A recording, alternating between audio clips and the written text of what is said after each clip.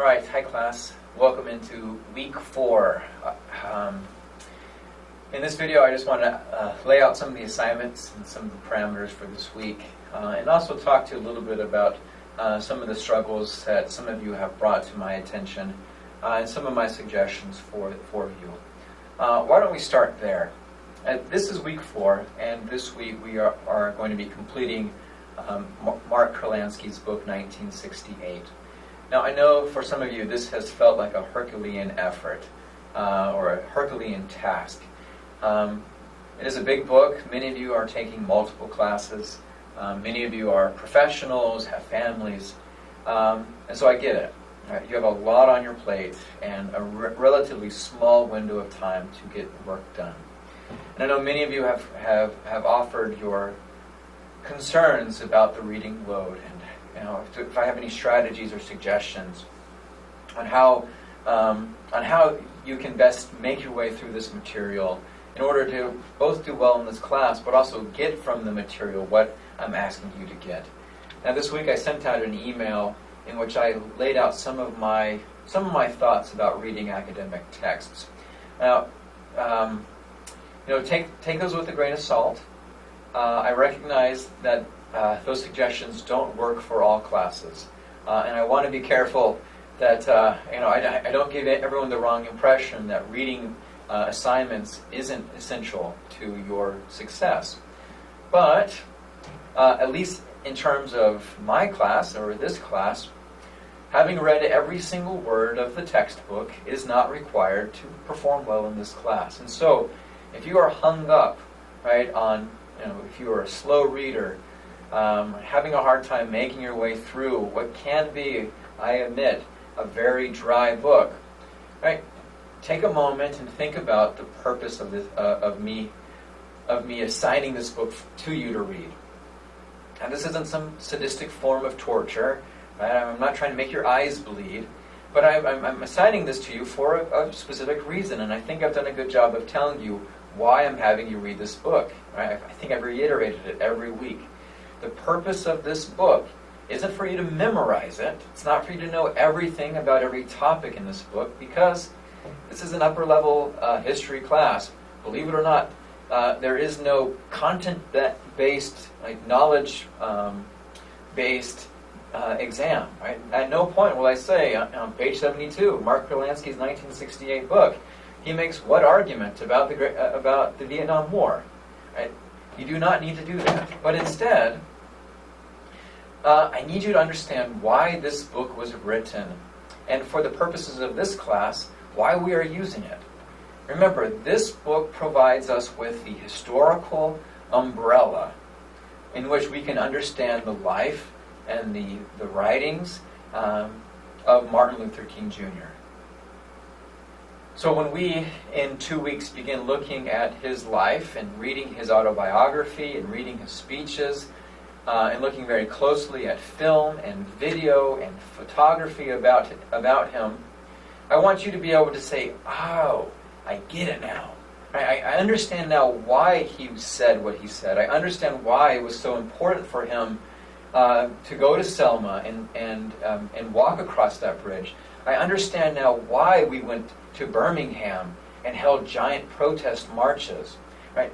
Because having read this book, you understand some of Kurlansky's argument, and you understand what 1968 was all about. So, knowing that, my encouragement, I'll reiterate what I said in my email, is that as you are reading academic texts, especially for my class, I would focus on 3 things.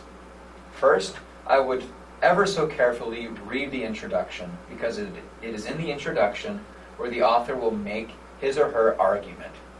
It is where he or her will outline the chapters and how those chapters relate with the book's purpose and argument. Right? If there is any section that is important, it is the introduction. Now, sometimes in fictional texts, the introductions can be skipped, right? They don't do anything. But in academic texts, they outline what the purpose of that book is. And so if you're ever reading an academic text, read that section extremely carefully. Next, after I finish reading the introduction, I go right to the conclusion. All right, so now that I know what the argument is, how does the author think that he or she has resolved that argument? Have they proved it? How do they do that? And what you'll often see in the conclusion is that the author will connect his or her argument with the time in which he or she was writing. So in the conclusion, perhaps, does Kurlansky project forward how 1968 will impact the rest of the world? Does he talk about the time in which he was writing, the early 2000s, and talk about how 1968 influenced the politics and the race relations of that era? So after I've done the introduction on one end and then went right to the conclusion, that's where I spend a little bit of time being flexible with my time.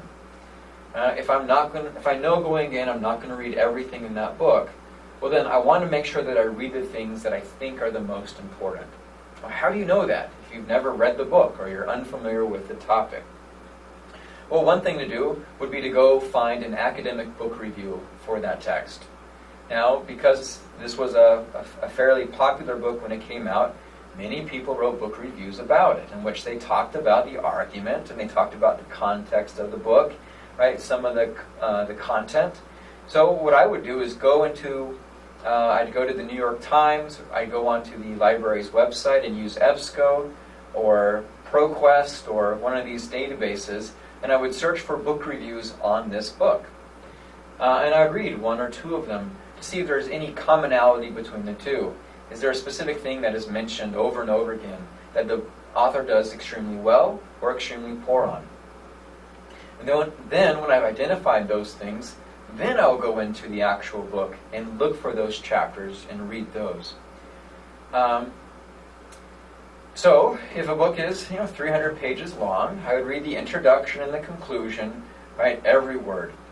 And then in the text, I would skim through every chapter, and I'd focus on those sections that I think are most interesting to me, most relevant to my research purposes, most relevant to the course. So, for instance, I would read everything on the civil rights and everything about Martin Luther King, and then I would use the book reviews to kind of direct me into which sections I should spend more of my time on. Now, I will read some chapters from the beginning to the end, but some I will just probably skim through, look at the pictures, and get an idea of what I can project to be the author's argument in that section. All right, so I hope that's helpful. If not for this class, then for your academic career going forward. That's how you read an academic book. All right, I'm actually going to stop this video now and make a second video. And then I'll explain in my second video.